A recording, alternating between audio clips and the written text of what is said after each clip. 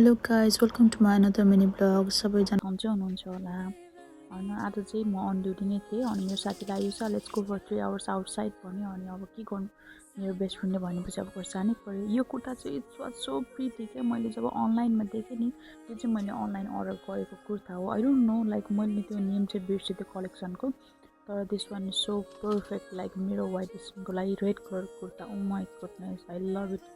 अनि आज चाहिँ मसँग जस्ट ओन्ली 3 आवर्स भएको भएर चाहिँ टाइम थिएन, सो आज मेकअप गर्ने टाइम पनि भएन होइन। त्यही भएर जस्ट मोइस्चराइजर, सनस्क्रिन अनि लिपस्टिक मात्रै लगाएर चाहिँ त्यही पनि टाइम हेरी ल है, यतिलाई मैले टाइम डिभाइड गरेको कि।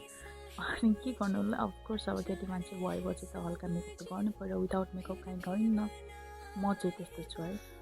सो लाइक म धेरै फेरि म फुल मेकअप पनि गर्दिनँ किनभने मेरो फेस एकदमै सेन्सिटिभ छ। So like I don't want to use like full of makeup, like थोप्छ नि अरूलाई, त्यस्तो म चाहिँ मलाई चाहिँ मन पर्दैन, जस्ट स्विट एन्ड सिम्पल टाइपको। अनि अब बाहिर चाहिँ त्यो मुस्लिम भइसकेपछि चाहिँ of course like I have to cover my hair also.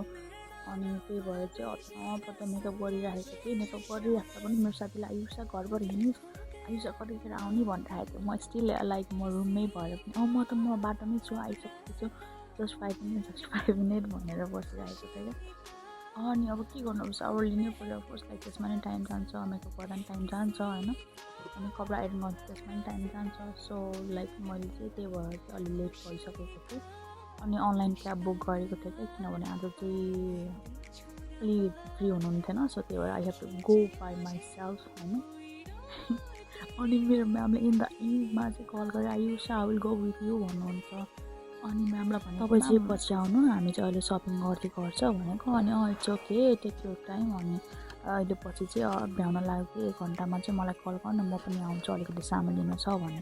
Okay भने अब के गर्नु पनि होइन। अब मेरो म्याम चाहिँ लाइक मेरो एज अ मदर जस्तै छ क्या, किनभने लाइक म जब बिरामी हुँदाखेरि अनि इभन लाइक म कन्ट्री गएको बेलामा भयो, लाइक केही न केही गिफ्टहरू, अनि बिरामी भएको बेलामा लाइक एज अ मदर टाइपको चाहिँ केयर गर्नुहुन्छ होइन।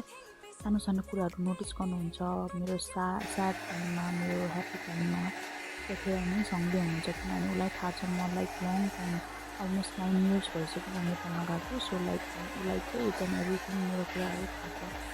सो एज अ डटरले मलाई ट्रिट गर्छ क्या। अब हिजाब लाउनु भइसकेपछि अफकोर्स कपाल त अब ड्राई गर्नै पऱ्यो।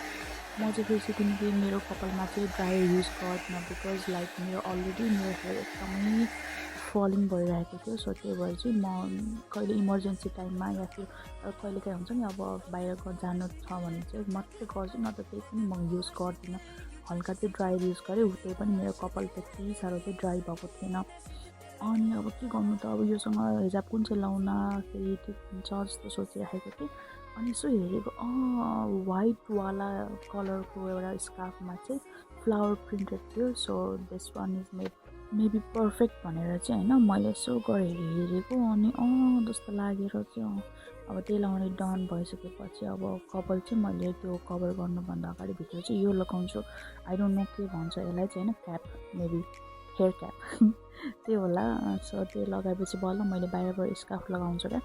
अनि so this way is so easy to put hijab है। यो चाहिँ एकदम इजी वे हो, जस्ट 2 टाइम्स मात्रै राउन्ड गर्दाखेरि like hijab, easy way hijab यो मैले युज गर्छु। अनि आफ्टर द्याट त्यसपछि हत्ता रेडी भएर डन भयो। अनि आज चाहिँ हामीले टार्गेट गरेको थियो मेरो साथी र मैले चाहिँ फर्स्टमा चाहिँ रोला जाने, किनभने अब यो कन्टेन्टको लागि चाहिँ मलाई अलि गिम्बलहरू अनि समथिङ लाइक के चाहिएको थियो घरको लागि पनि होइन। अनि त्यही भएर चाहिँ मेरो फाइनली आफ्टर सो लङ टाइमपछि भेटेको थियो क्या। अनि हत्ता सपिङ गरेर होइन, अन्त एन्डमा मेकअप मोल्न पाएर बल्ल लिएर आएको क्या।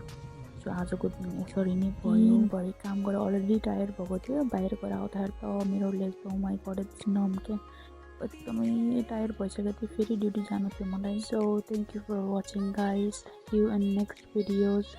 Bye bye, have a great night guys, love you so much all.